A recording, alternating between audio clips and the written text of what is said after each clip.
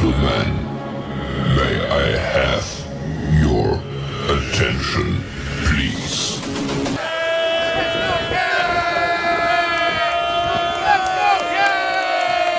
The show starts in 3, 2, 1, go. Good morning, CaneSport. It's November the 16th, 2022. I'm Gary Ferman, the publisher of CaneSport.com, joined as always by our managing editor, Matt Shodell, as we discuss the news of the day, presented by LifeWallet, where the time is now to take charge of your personal health. And Matt, I thought we'd start off this morning talking a little bit about recruiting. We'll be covering the Clemson game, obviously, as the week goes on. We'll have a conversation with Mario Cristobal later today that'll be on the website around midday, and we'll have a lot of build up for the Clemson game on Thursday and Friday. I thought today we would talk a little bit about what's been going on in recruiting, because it has been absolutely insane. And the big origin of what's been taking place has been a recruiting war between Miami and Florida that I certainly have never seen anything like.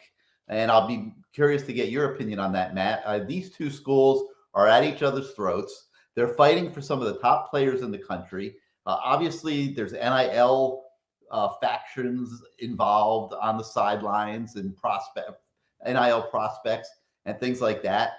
You throw it all together, and it is just creating a state of chaos, quite frankly, in recruiting with these kids between these two schools. That, Matt, is unlike anything I've ever seen. And I'll get into specifics in a minute, but your overall blanket thoughts on that subject. That it doesn't matter. It really doesn't matter, because if Miami wants to, if one of Miami players goes to Florida and Miami wants him the next year, just outbid Florida then. I mean, this is so ridiculous, the system that we have now. If this was in the NFL, fans wouldn't even bother watching anymore, because a player that you want to follow for a few years on your team in the NFL, if it was just pure free agency every single year, I mean, there would just be constant churn, constant turnover. The college football has become the NFL on steroids, in the sense that every single year is a new contract year for every single player, no matter how good they are. There's no rookie contracts. You can't lock up your quarterback for 4 years or 3 years. You can barely even lock him up for 4 months. You know, if he shows up in January and he wants to leave after the spring, he can. I mean, is one-time transfer rule, no problem. Go and play somewhere else. NIL money is unlimited. There's no cap. You know, unlike the NFL salary cap, there's no cap. There's no cap. It's insane. If this was the formula the NFL used, the NFL probably would implode. I mean, the small market teams would no longer exist, okay, because they'd win 0 games every year. They have no money. And that's where college football is heading. Just nobody's mentioned it yet because it hasn't happened yet. But the teams that have collectives, the teams that have a big backer with financial means, are the only teams that will consistently now be in the top 20 or 25, however many teams there are, because that's it. This will be the end of college football for many programs.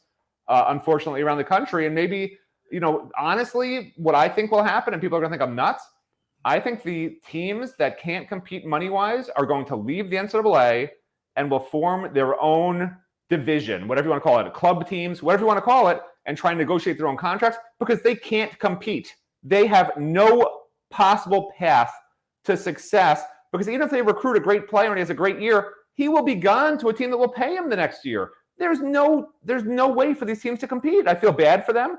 Luckily for us, Miami's not one of those teams. You know, well, I think that's the situation right now. I don't see this as sustainable at all. And it's not. That's what I just said. They have to do something. There's going to be new rules. There's going to be legislation. And, you know, I try to think about what they can do. And I think the first thing that they're going to do is take away this open transfer rule. And they're going to go back to saying, if you transfer, you got to sit out a year, because the open transfer rule is making this whole thing totally out of control. And it seems to me like that's the easiest solution. Go back to the old transfer rules, where if you transfer, you got to sit out a year. will it hold up in court and all that? I'm not a legal expert. I can't say. But that's one thing that came to my mind that the NCAA is going to want to do to cut back on players being bought from one school to the other with NIL deals.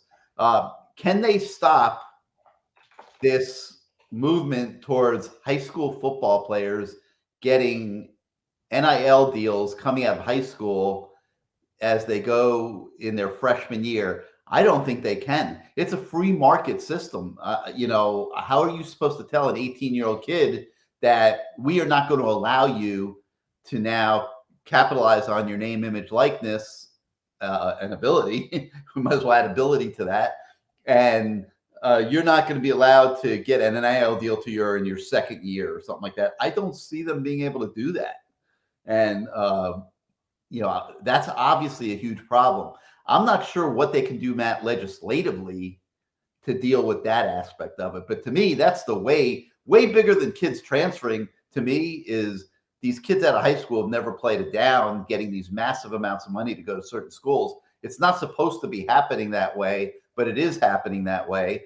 And that's what's going to create the biggest competitive imbalance, I think, because if you're a school that doesn't have that pot of gold to throw out there, it's going to be virtually impossible for you to recruit a player with that can make any kind of impact at all. So it's going to be very interesting, this NIL recruiting triangle that's going on right now. But as it pertains to today, Matt, and the story that's on the website, which is about the Miami versus Florida recruiting wars taking place, this has been going on since last June when Miami landed a commit from Jaden Rashada. And Jaden Rashada's agent had some very pointed remarks to make, criticizing the Florida collective and talking about how bad he perceived Florida's collective to be, and why, and insinuated this is why Jaden Rashada is going to Miami. And we heard back then that Jaden Rashada, had the NIL aspect of it been in a good place at Florida, he probably would have picked Florida back then. Well, he didn't pick Florida. He picked Miami. In California, high school kids are allowed to have NIL deals for the last, 5-6 months or so. He has been getting paid by LifeWallet on an NIL deal. He did not show up for the marketing shoot, the commercial shoot, called in sick for that. A week later, he decommits from Miami and goes to Florida. In the meantime, Florida's still reeling from the fact that Miami swooped in when they thought they had Cormani McClain locked in, and Miami lands Cormani McClain. So now Florida's coming after all the Miami commits. They're going after Francis Magoa. They're going after Malik Bryant. They're going after Tommy Kinsler. Samson Okinola is not committed yet to Miami. Miami's been the presumed leader for a long time. Well, guess where he was yesterday? Guess where he's waking up this morning, Matt? He's waking up at the University of Florida. Okay, so it's pretty obvious that the Florida collective is dangling a lot out there at all these kids, and they are trying to ambush the Miami recruiting class right now. And it took everything Miami had over the weekend to ward these attempts off, with Kinsler, who there was speculation he was going to go to Florida this weekend. Miami talked him and his family out of that one. Malik Bryant, there was a lot of speculation involving him out there on the street, and he ended up coming out and reaffirming that he's remaining a Miami commitment. Matt, can Miami keep fighting all these attempts off at poaching their recruiting class? How the heck do I know? Do I look like a billionaire? You know everything, man. You're Matt Shodell. You're Matt Shodell, the guy that everybody just wants to do like a solo show every morning. They want me to get out of there. They'll take Azubi as a co-host, but you are the Messiah, man. Like, you are the guy that knows all. You are the guy that is right about everything you say, and that's why I'm asking you that question. So answer the damn thing. Here's what I know. Well, what I know is that the NCAA was a little history lesson. The NCAA was formed in 1906 when Gary was 43 years old. And it was initially formed because there were problems with collegiate athletics. What's that? I was 23 years old back then. Finally, you're paying attention to what I say. Student athletes were being exploited. There was concerns that football was so dangerous that it would be banned as a college sport, that people weren't going to support it. And so they banded together. All these colleges banded together, and they each had representatives that were in this, at the time, loosely knit organization that became the NCAA in 1910, I think it was. And it still is an organization that basically is run by the schools. This is a conglomerate of schools, right, that all have say in sort of how things should be run. It's not, they didn't outsource and hire some company that they're calling the NCAA that's overlooking all the schools. These are colleges and universities that are trying to sort of do what's right on paper for their student athletes, And once you open Pandora's box, Gary, do you know what Pandora's box has? Do you know that story? No, probably not. You probably bought one for your wife and thought it was a great gift. And probably didn't realize what I was buying. Yeah, Pandora's box is not a good thing, okay? It was not supposed to be opened. And because it was opened is why we have all these problems, Gary. This is why people blame you for Jaden Rashada. It's the greed and the nasty things that came out of that box that are now in the world, okay? I'm getting blamed for enough, okay? There is nobody blaming me for anything having to do with Jaden Rashada, okay? I have to mention... I meant Jakari Brown. Whatever. You've become a troublemaker. We need to let that subject go, man. I need to mention Jakari Brown once a second. Please don't. I've had enough of that subject. I know. So anyway, that Pandora's box has been opened. They have made the transfer portal a thing. They have allowed one-time transfers. For them to go now and say, "Oh, we changed our mind." I mean, how do you uphold that in court? How do you say, "Well, we tried it, but we didn't like it"? The players were making too much money and they were changing teams too much, and it just seemed like they shouldn't make that much money. Well, how are they going to explain that they allowed it and then didn't? It's like if you make murder legal. Once you make murder legal and you start killing people, you can't say, "Well, now we're going to arrest you. We're changing the law again. We're going to arrest you because you murdered somebody when we made it legal." And you really probably shouldn't have done that. I mean, you can't go back. And murder is not legal, by the way, okay? Don't get any ideas, Ferman. You can't murder me across the screen anyway. But this system is what it is. If they're gonna fix this system, it has to be with a new idea, not just stopping NIL, not just stopping the transfer portal, not just stopping different things. They have to find a new way to have new legislation that all these organizations, all these, whatever it is, 350 schools, I don't know, whatever it is that is part of the NCAA, they all have to pass this new legislation together. And that's what will be something that will be upheld in court. You can't say, "Okay, we let them do it now, we changed our minds." That's not going to work, But there is some answer out there with people who are much smarter than I am, because, what do I know? Personally, if off the top of my head, if I was trying to fix things, I think that in the NFL they have a salary cap. I don't see why you can't have a salary cap in college football. You can argue that an NIL salary cap. I think you have to, because it's otherwise. How do you manage this? There's a reason that the NFL has it, right? So you have a collective bargaining agreement with the teams, with the players, right? They already want to unionize. I don't think they ever did, but they were talking about unionizing. Let all the players unionize. Let the schools come to an agreement with the players for something that's equitable, because I think players recognize as much as the schools, this is bad for the sport. This is bad ultimately for the players, because if fans aren't enjoying watching their best players leave year after year for some other school that offers more money, if fans are turned off by that and turned off the TV because of that, everybody loses. Everybody loses. So there is an answer, because the schools and the players at the end of the day both want the same thing. They want eyeballs on the screen. They want TV money that can help them with NIL deals, and that can help the college programs build them better facilities and give them better training tables and coaches, whatever it is. All that goes hand in hand. So at the end of the day, the only answer to me as a schmuck is a salary cap, which sounds so stupid for college, but I don't know how else you do it. Maybe they can also come up with some sort of contracts that you sign for NIL. Like now, NIL has to have a term. Like if you sign an NIL deal, it's for a 2-year period. That's the minimum. Something like that would work also. But I don't see any way out of it by taking away things they've already given up. Yeah, I don't know how they can't put rules on NIL because you're infringing. They can put rules on anything they want if because they would be infringing on free market, which has already been they've infringed on free market for 100 years, 110 years. On in the courts now. I wonder if they, where the collectives are going to come in on this. The collectives are literally organizations handing money out for nothing, and I wonder, it's going to hurt a lot of schools if there's rules against them. This is going to be really, really interesting. The only thing that I feel strongly about, Matt, and I don't have all the answers, is that what's going on right now is not sustainable. Okay, it's just not, and it is insane. And the schools could handle it better. Also, like you watch what's going on right now with Florida and Miami.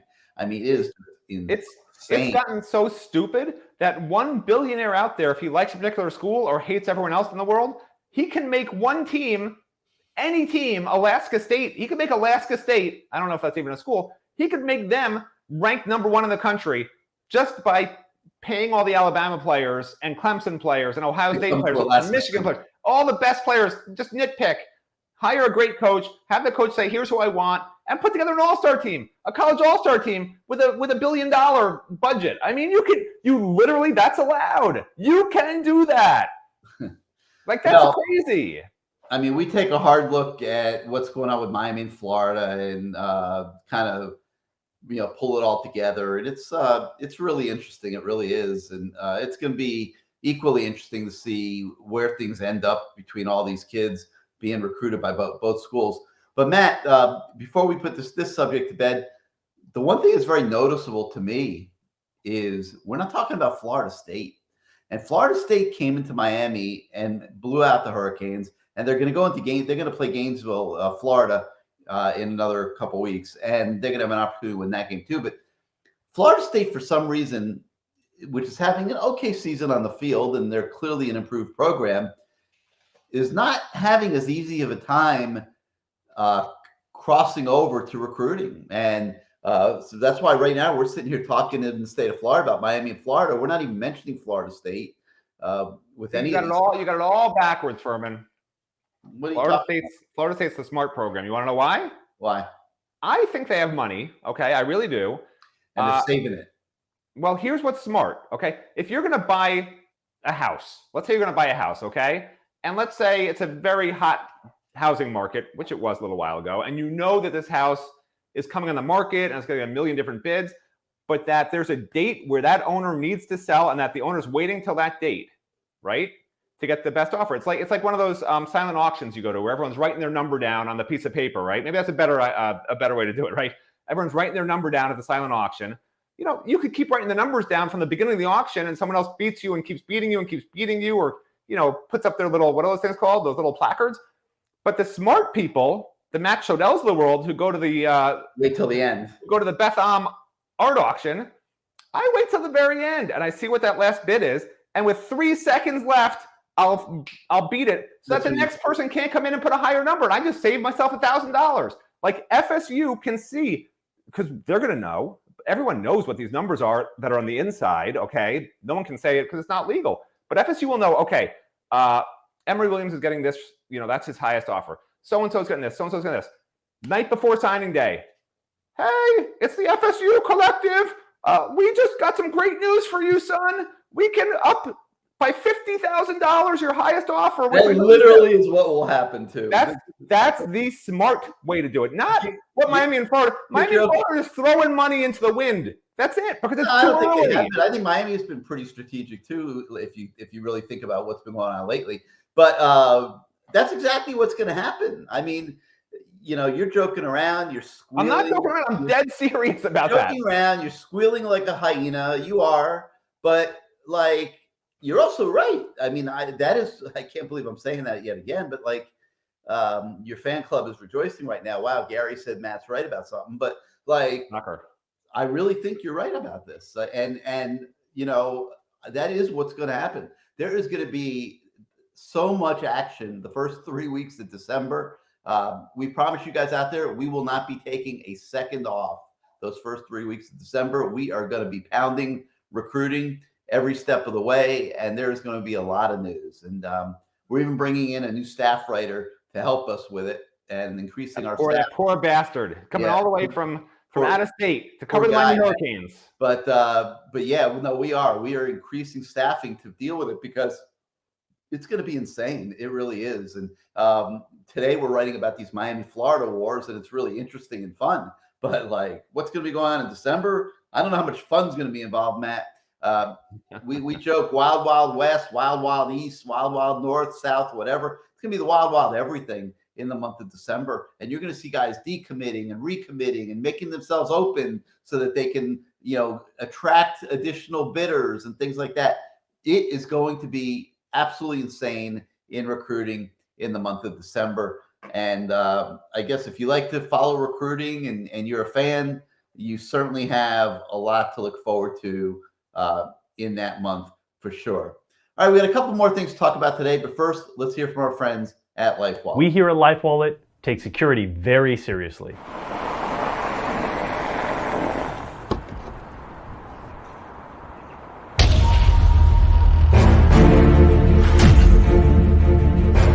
Our data security team is working constantly to make sure that your data is not accessed by anybody who you don't authorize.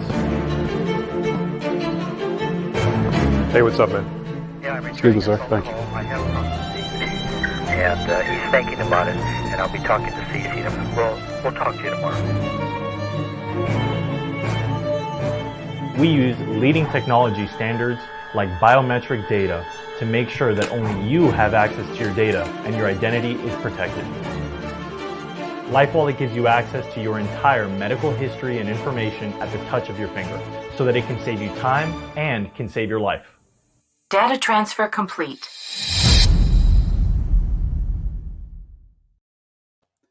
All right, Matt, other stories on the website today. Let's talk a little bit about the story with Will Mallory, and we catch up with Will. And, I'm going to be honest, I feel real sorry for Will Mallory. He is not having the season this year. Some fans just, shrug it off and say, I'm getting comments. I think it was on YouTube yesterday. Gary, stop talking and saying good things about Will Mallory. He sucks and stuff like that. Will Mallory doesn't suck. I'll tell you that right now. Will Mallory is a very good football player who just is not getting an opportunity this year to do a whole hell of a lot. The Josh Gaddis offense was supposed to feature him. It has not featured him. Most games, he is not getting many touches. The FSU game, I don't think he got one target. Last week, he got one target. So in 2 weeks, Will Mallory, the best tight end on the football team, a guy that can change a game with his skills in matchups against linebackers and safeties, has gotten one target in the last 2 games. Okay. And his senior year has gone down the dumper. He's not going to get drafted very high. Maybe he would have, maybe he wouldn't have, but he's not really getting an opportunity, Matt, to showcase himself. And yet, and this comes shining through in our story this morning, it hasn't affected his attitude. This is such a high character kid. He hasn't complained once, and he has remained a team guy. And from what I'm told, every single week, he is working his butt off on a continual basis to try to get better, even though he's not getting to show it in the games. I mean, you sort of gloss over, well, why isn't he showing it? Is it Will Mallory's fault? Is it Josh Gaddis' fault? Is it Tyler Van Dyke / Jake Garcia / Jakari Brown's fault? A combination of all three? I would say a combination of it all. Yeah. Because when Josh Gaddis came in, I remember talking to Will about this. He was so excited because he watched that Michigan film. He watched what they did with their top tight end who caught the ball a lot, who did everything, lined up different places and presented mismatches with safeties and linebackers. And either Will Mallory is not capable of doing that, or Josh Gaddis just doesn't seem that interested in having his quarterbacks really have their first reads be the tight end for some reason. I mean, my guess is it's Will Mallory, because we know Josh Gaddis wants to get the ball to the tight end. We know this. He's told us a million times before the season. I did a story breaking down the tight ends from Michigan and what to expect at Miami. They were supposed to be using 3 tight ends all the time, getting the ball, to the top tight end a lot as a major receiving weapon, which was supposed to be Mallory or Skinner. The second guy was supposed to be sort of a H-back type who would help in run blocking and pass protection and a few catches here and there. That was supposed to be Elijah Arroyo, but it just didn't happen. I think Will Mallory he's good, but I'm not sure he's great. And on a team like this, on an offense like this, where the offensive line's not particularly good, has had injuries, where the quarterback play has been up and down, even with Tyler in there. Tyler only had a couple of really good games, The other games weren't great. If you're not great, if you're not separating from your defender, by a decent margin, you're going to put up the numbers Will Mallory has, which is under 40 yards a game receiving.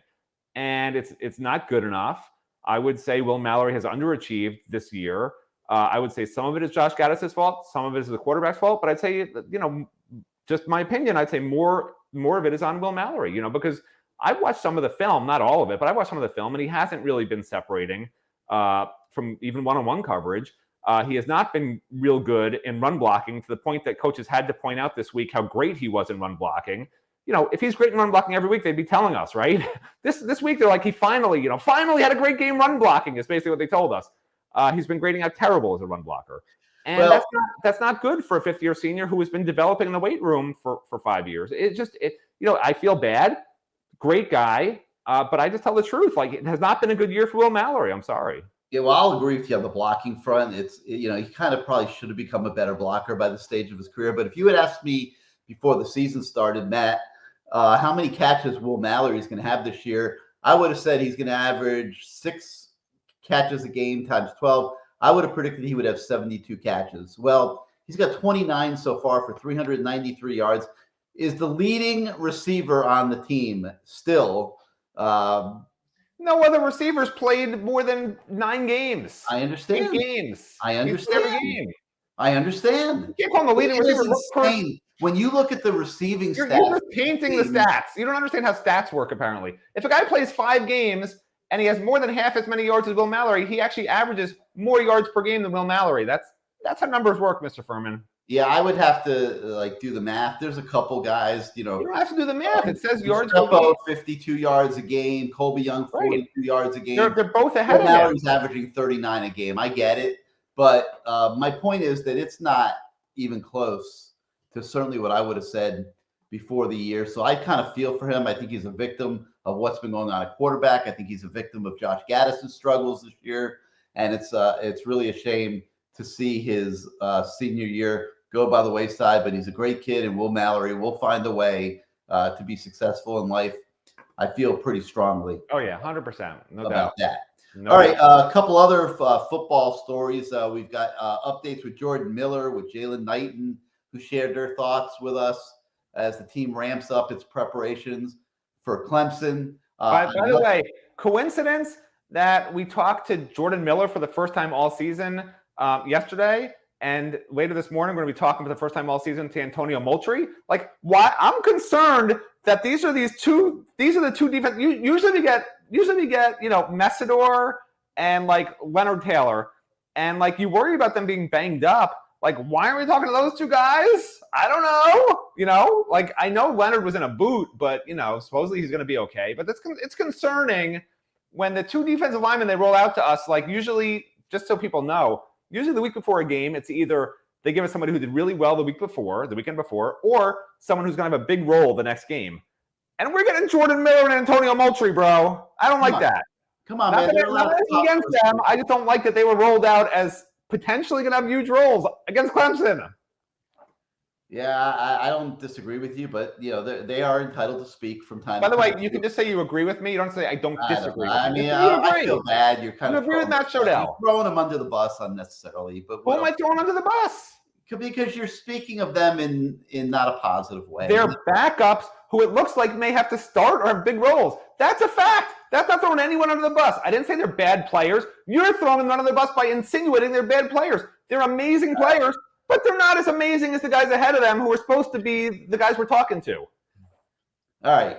In another note, now you feel better? Gilbert Frierson announced yesterday that he's going to the transfer portal. You've heard us talking for weeks. There's going to be a ton of guys out there. So far on the list, it looks like Gilbert Frierson and Keyshawn Smith will be heading to the portal on December the 5th, and there will be a whole bunch more after that. From last night, we have a story on the big basketball win over FAMU. Make sure you check that out. And we have a recruiting update on a defensive back from Virginia by the name of Milton Ferguson. He's got a special place in his heart for the Miami Hurricanes. He now has an offer. He's a 2024 kid. So check out that story as well. So that's going to do it for today for Good Morning CaneSport. We thank you so much. Oh, wait. For I have joining us. I have to do my DNR really quick. Someone asked me, the DNR just really 1 minute.